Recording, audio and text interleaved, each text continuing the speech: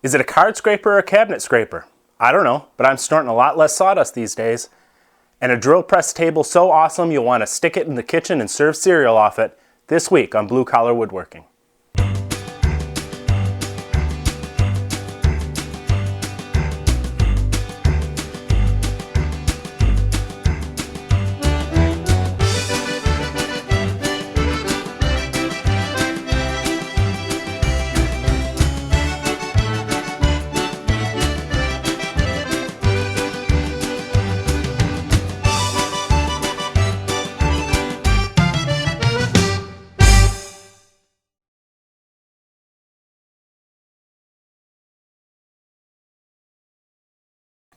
Last week at the Stumpy Nubs workshop, it was all about ketchup. I check out for a few days and nothing gets done around here.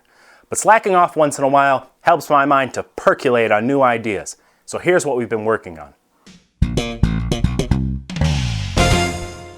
You know, technology in woodworking has really progressed over the centuries. We have state-of-the-art finishes, we use routers to cut dovetails, and table saws now we use to cut hot dogs. The point I'm making is that progress is supposed to be forward. But I gotta tell you, I think we took one big step backwards when we invented power sanders. Don't get me wrong, we use them a lot here at the Stumpy Nubs workshop. But when I spend an hour in the evening having to pick the sawdust out of my nose, I start to think, there's gotta be a better way. The solution was invented a billion years ago by a guy named Eddie Gillette. Eddie was looking for a new way to shave his beard when he discovered that a simple card scraper could be made sharp enough to cut flesh. Badly. The lawyer said he couldn't patent it as a face scraper, so he turned to the woodworking world, and the rest is history. Fine woodworkers from Woody Guthrie to those nice fellows over there at Woodstock started to use these cabinet scrapers to scrape their cabinets and their boards or whatever else needed smoothing. And the best part, no hacking coughs at the end of the day. That's something I can live with. The nice thing about card scrapers is they're cheap, they last forever, a whole lot longer than expensive sandpaper, and they give you a fine finish without having to breathe in all that dust from the sander. To get started, you'll need a selection of scrapers, you'll need a mill file, a burnisher, and if you like, a couple of scraper holders.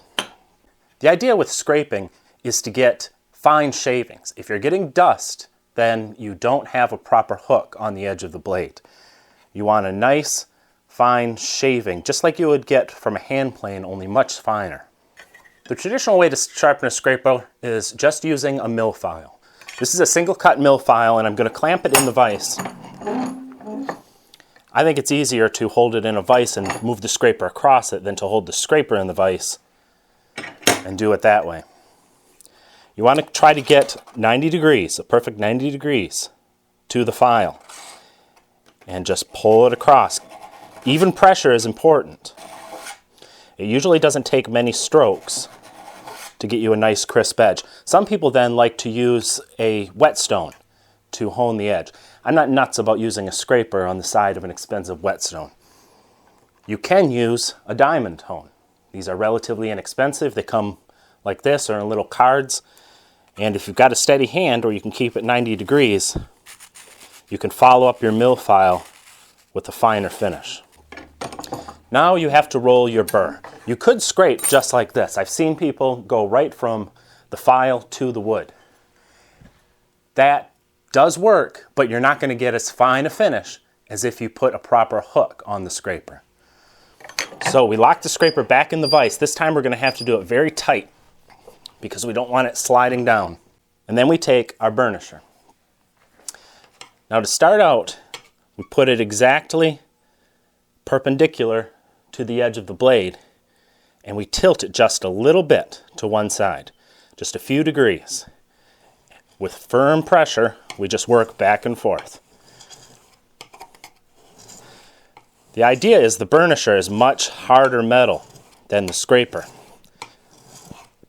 So it's going to bend the metal on the edge of that scraper blade. After we do it a few times, make sure you get all the way to your corners. We tilt just a little bit more. Some people use screwdrivers or drill bits to do this. If it works for you, great. But the idea is If the screwdriver or the drill bit is not perfectly smooth, like a burnisher that is machine smooth, it's not going to give you as crisp an edge. Now after we've done a little work on our wood with the scraper and we need to touch up that hook on the edge, you don't have to go through this whole process. You can just go back to 15 and touch it up a couple of times before you have to go back to your file and start over. You should have a nice burr that you can feel. Of course, usually you want to do all 4 edges so that you have an option to roll it as you work. Now if you're going to do it by hand, which is the way most people do it, you want to hold in the center with your thumbs and apply a little pressure to bend it. And then you can push it away from you or you can pull it towards you. When I'm doing it by hand, I like to push away.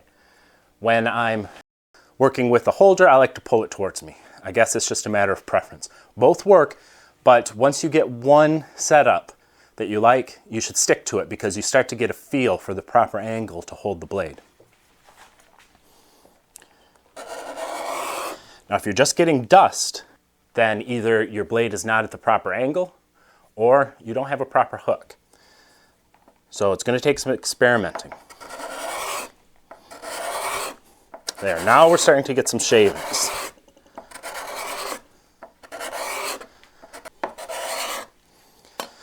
Sometimes your hands, though, are just going to get a little too worn out from bending this stiff metal, and it gets pretty hot from the friction. So I like to use a scraper holder. This is just a wooden one. I bought it, but it wouldn't be difficult to make one yourself. You could fit your scraper down inside. It's already got a curve in it, so when you tighten the knob, it matches the curve. And you can go back to work. Now, like I said, I like to pull towards me when I'm using a holder.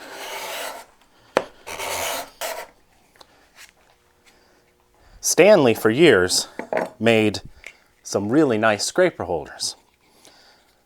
I didn't put a hook on the end of my blade, so I can't really demonstrate how to do this, but it would hold the scraper like this. You can get these relatively inexpensively off eBay. Sometimes you find them at yard sales. Woodcraft and Lee Valley, I believe they have their own versions that are new, copies of the old Stanley number 80. It's got a thumb screw here, so you can put a little bit of curve in the blade. Like I said, I didn't put a hook on the bottom, so I'm not going to be able to show you how exactly that works. Now, people have been sharpening their card scrapers like that since Adam made Eve her first set of cabinets. So you'd think that there wouldn't be a possible way to improve on it now. I see that as a challenge. And who do you think you are challenging me? We're taking a piece of hardwood about 10 to 12 inches long and about 2 inches wide. We cut a kerf that's just wide enough for our mill file to fit firmly into it. We don't want it to be able to slide around during use. Raise your blade up to meet that kerf, and then set the fence so that you're just shaving off enough to equal the thickness of your card scraper. Do it in a few passes if you have to, checking with your finger to see if it's flush. The idea is for that scraper to slide smoothly if 2 pieces were sandwiched together. To do that sandwich, you're going to cut it in half. Then you put your mill file in, add some glue, and clamp it together. Now when you apply clamps to the bottom, it's going to tend to pull apart the top. The best way to deal with that is to just put your card scraper back in and then clamp it on the top as well. You're going to want to now drill 3 holes. I like to start with narrow pilot holes and then work up to the width of my burnisher. You can do it on your drill press, setting your table at the proper angle, but I just do it by eye using a protractor, kind of like they make Windsor chairs. You're going to want to do 1 hole at about 5 degrees, 1 at about 10, and 1 at about 15. Just like that, it's ready to use. Now this is intended to be mounted in your vise sideways. You use the top edge of your vise chop to help to guide your card as you go through the jig. The first step is filing the edge. Just run it flat on the top of the chop and the bottom of that slot in the jig and run it across your file a few times. Then you can use the top surf to square your card to your diamond tone for a finer finish. Now you can stick your burnisher in the hole starting with the 5 degree and run it across just like you did on the file. Do it on all 4 edges of the cards. 5 degrees and 10 degrees are for most uses. 15 is a pretty heavy hook. and should only be used if you really like it. A couple of tips if you're still having trouble is put a little bit of oil on the burnisher before you start. You can just put it on a rag and just wipe it down, and that'll help it to burnish more smoothly. If you're still having dust and not shavings, then you can try another technique that's popular with a lot of woodworkers called drawing out the edge before you do your regular burnishing. After you filed your edge flat and straight, then you're going to lay it on its flat face on the bench. Take your burnisher and lay it flat against it and tilt just slightly, just a couple of degrees, and then work it back and forth. And what you're doing is you're pulling the burr up instead of spreading it out to the side. Do it on both sides and then burnish it as we showed with the jig. That's going to take this edge that's up and bend it over. And some people feel like they get a better edge by doing it that way. I think you'll find that once you learn to sharpen and burnish them properly, you're going to fall in love with the card scraper. You're going to make nice wispy shavings and use a lot less sandpaper, which is good for your lungs and your budget. You'd be surprised what people will do to avoid spending $30 or $40 on a good quality burnisher. They use things from screwdrivers to drill bits to number 2 pencils. No wonder it leads to frustration, and they end up missing out on the whole magical world of scraping. I don't work for Woodcraft, but I shop there, and I found this one on sale for just $16 this month. That's the least you're ever going to pay for a quality burnisher. So if you've been putting off getting one, now's the time. Visit StumpyNubs.com and click on the Stumpy Store tab to find plans to all the projects that we do here on Blue Collar Woodworking and help support the show. Scrapers are pretty inexpensive, so I like to have several on hand. That way you can grab another one when the edge gets dull and you don't have to run right over and re-burnish it. But like any edge tool, you need a good way to store it. You can't just toss them in a pile in a drawer and expect to not nick the edges and add a lot more work for yourself. So here's what we did to organize our scrapers.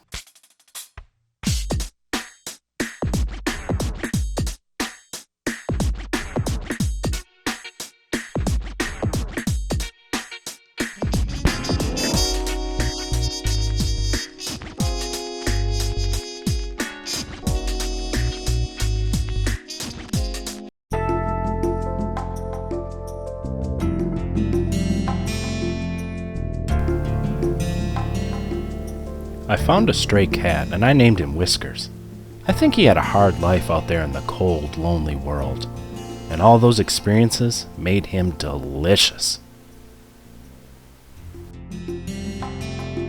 I've been promising a few of our fans that we'll do a drill press table, but we can't do anything small around here. So I sent my best engineers and the scientists with the most initials at their name to work, and they've been going around the clock working on a new design. Here's what we're going to be building next week. You know how we like to make fun of the way that magazines and websites refer to their jigs as ultimate and unbelievable all the time? Well, this might just qualify. We're calling it the Drill Impress table. It's got all kinds of features.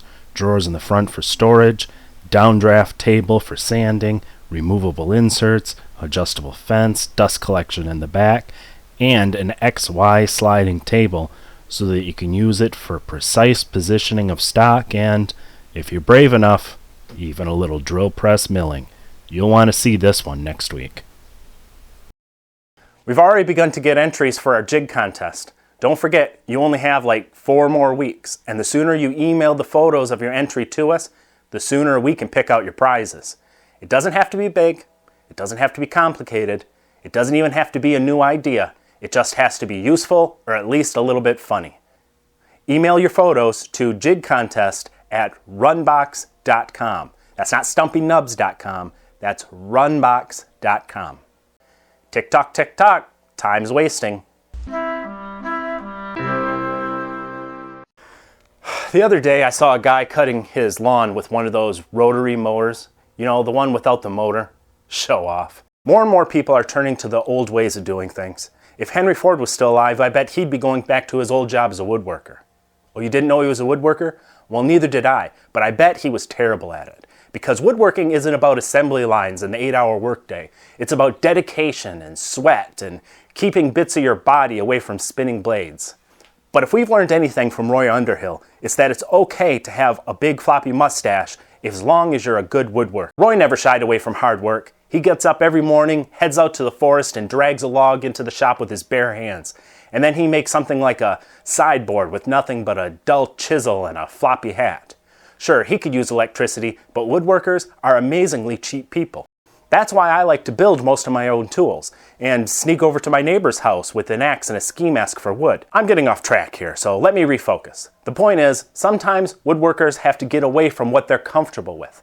They have to put away the table saw and grab a hand plane. Make something with your hands and trade it to that guy next door for his lawnmower, and then find a kid to mow your lawn with it. Then you can sit back, have a cold one, because you've earned it, my friend.